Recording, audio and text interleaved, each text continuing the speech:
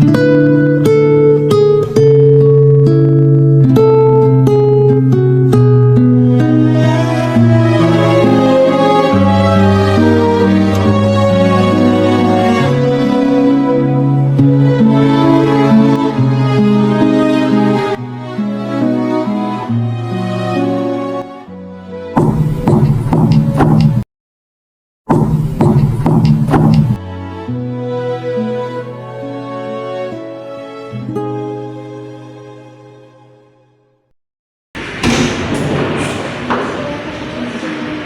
Bu.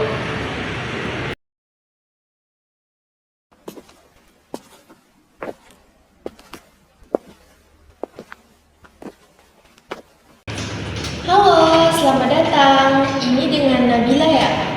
Iya Bu, saya Nabila. Jadi, di sini kamu bebas untuk bercerita dan saya siap untuk mendengarkan kamu. Terima kasih Bu. Saya sebenarnya udah lama pengen ngobrol, tapi baru sekarang saya bisa datang. Setiap malam saya susah Bu untuk tidur. Tidur yang terganggu hampir setiap malam pasti membuat kita lelah ya, baik pikiran maupun fisik. Iya Bu, bangun pagi rasanya seperti habis begadang semalaman. Jadi kamu merasa kelelahan karena tiap malam pikiranmu gak bisa istirahat ya? Iya Bu, kepala saya seperti tidak bisa berhenti berpikir. Biasanya apa yang sering kamu pikirkan saat kamu suruh tidur?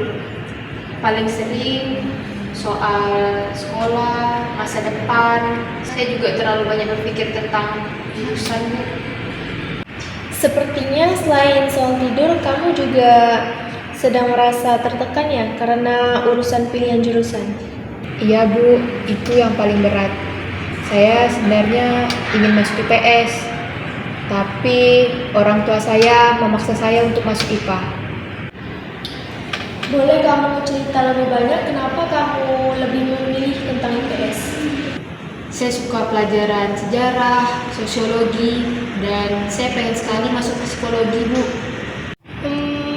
Oke. Silakan lanjutkan ceritamu. Tapi orang tua saya bilang bahwa IPS tidak punya masa depan yang cerah Bu. Itu yang menjadi alasan saya stres setiap malam. Mungkin salah satu penyebab gangguan tidurmu karena akal pribadi yang kamu simpan sendiri selama ini. Saya pikir juga gitu Bu, karena tiap malam saya selalu berpikir gimana caranya agar saya bisa berbicara dengan orang tua saya. Tapi sampai sekarang saya belum dapat solusinya. Gimana kalau mulai sekarang kita fokus untuk menyusun strategi komunikasi dengan orang tua dan juga memperbaiki rutinitas tidurmu mulai dari sekarang.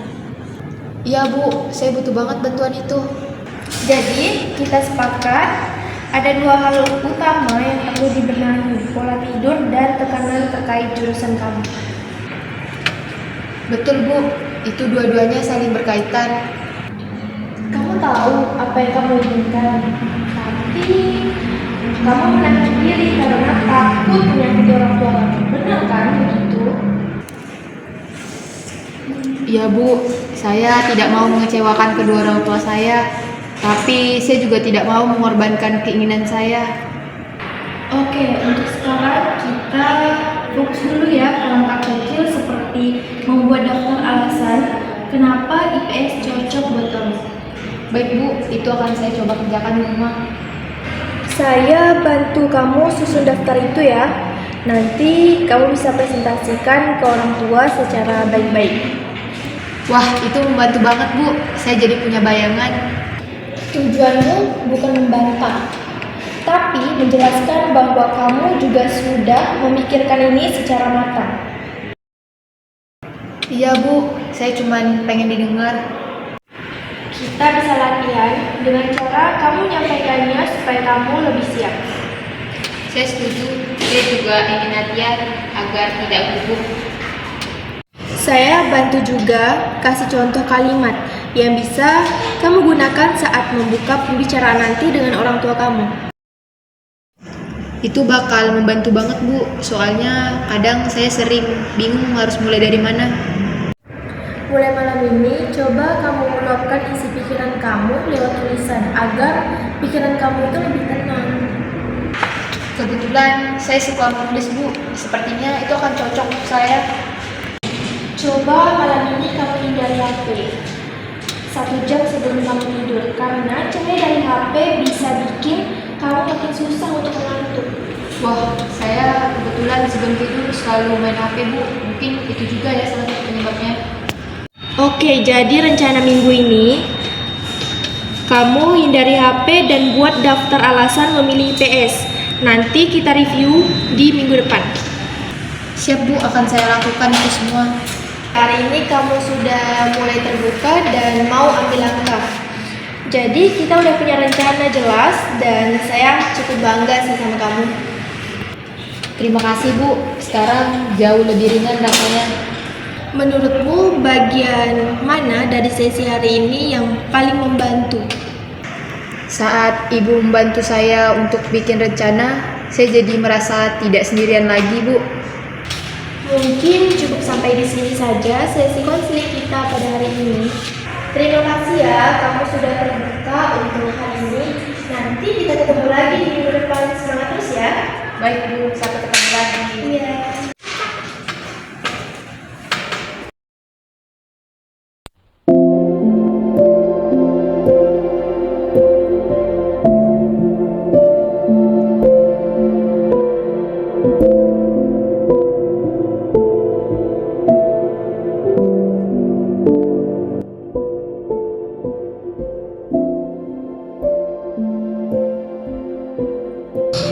Masalah gangguan tidur klien disebabkan oleh tekanan psikologis terkait konflik pemilihan jurusan sekolah. Melalui sesi konseling, klien berhasil mengenali akar masalah, mendapat dukungan emosional, dan menyusun rencana langkah konkret. Konselor menggunakan berbagai keterampilan konseling untuk membantu klien merasa lebih tenang, terarah, dan siap menghadapi masalahnya.